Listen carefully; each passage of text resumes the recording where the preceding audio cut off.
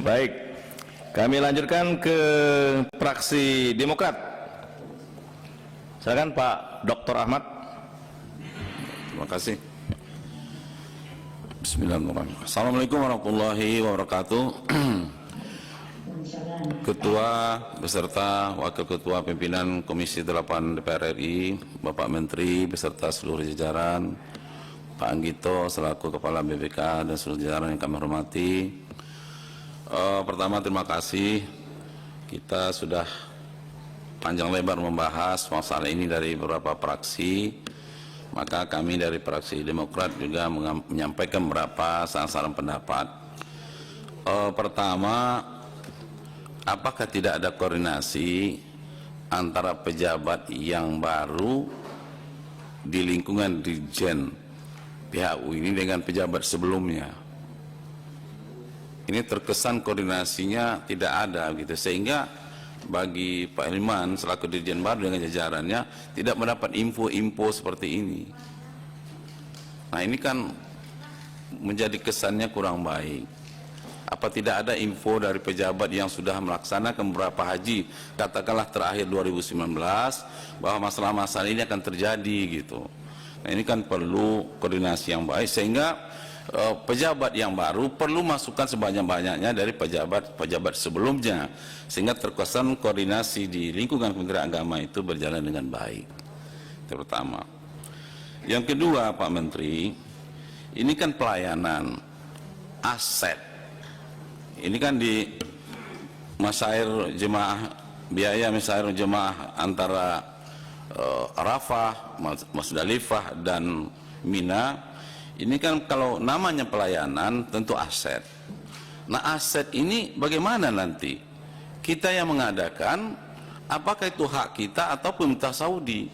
Kan ini anggaran kita. Ini harus jelas juga pertanggungjawabannya nanti.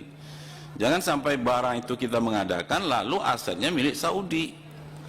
Nah, ini perlu penjelasan juga. Karena apa? Bagaimana yang pelayanan ini, apakah bisa berkali-kali dipakai atau hanya sekali pakai? Ya kan?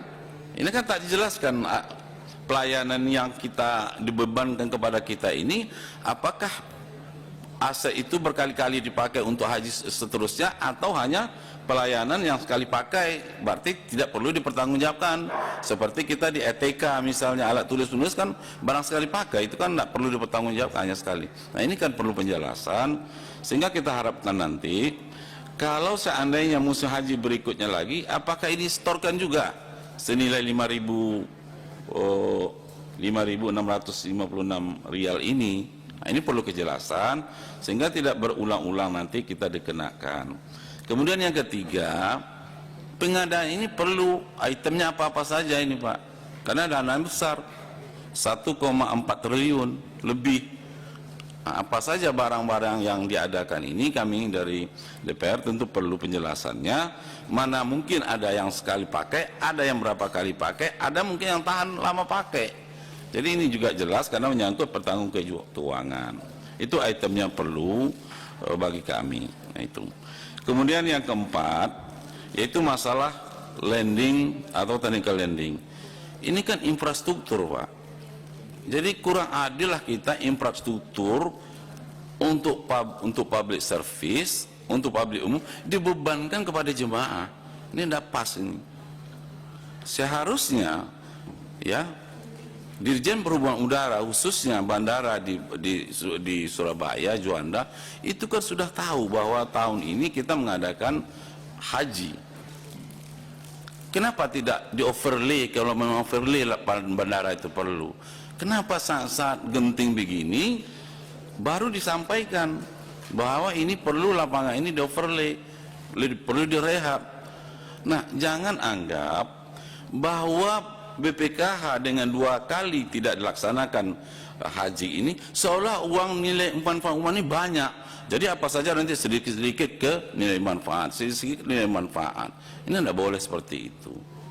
Walaupun kita tahu nilai manfaat itu sekarang 2 tahun tidak dipergunakan, hampir 15 triliun, tapi tidak boleh dana itu menjadi tumpuan seluruh persoalan pelayanan haji ini.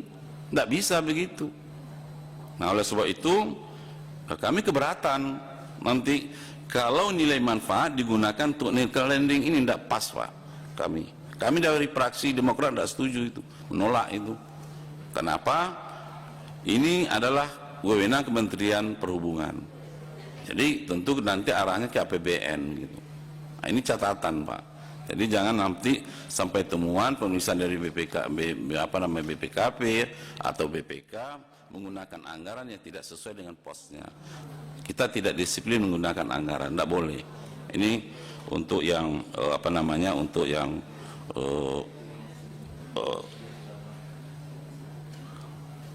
untuk sarana prasarana daripada bandara ini.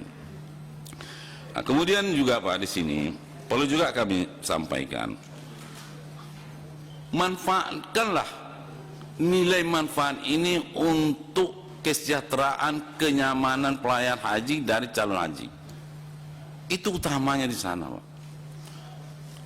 Jangan nilai manfaat ini karena banyak tidak terpakai, karena ini dicari-cari celahnya, Pak. Jangan seperti itu. Jadi tolong nilai manfaat ini untuk semua haji. Termasuk tadi kami kurang setuju, tidak setuju bahwa Haji Plus ini diambilkan operasionalnya Haji Plus ini dari nilai manfaat. Orang yang sudah berpuluh tahun menabung, lalu Haji Plus ini kekurangan 9 miliar ini diambilkan nilai manfaat. Jadi seolah-olah nilai manfaat ini, uang nilai manfaat ini untuk menumbal, untuk menutup apa kekurangan negara ini, ambil nilai manfaat. Apa kekurangan negara, jangan seperti itu, Pak. Kesannya seperti itu. Jadi kami tak setuju kalau itu dilakukan. Nah, ini beberapa catatan-catatan. Kami DPR bukan mempersulit. Jangan kesan nanti DPR mempersulit persiapan berangkat haji, enggak. Tapi akibat ketidaktelitian, akibat tidak kecermatan, akibat tidak koordinasi yang baik Kementerian Agama, begini kondisinya. Nah, jadi jangan nanti banyak lambat kami memproses ini nanti, seolah-olah DPR kami Komisi 8 ini nanti kesannya mempersulit, memperlambat proses berangkat haji. Tidak begitu. Tapi kita tidak ingin dengan proses yang ceroboh kita ini ada aspek hukum di belakangnya nanti, terutama anggaran ini. Itu yang kita hindari.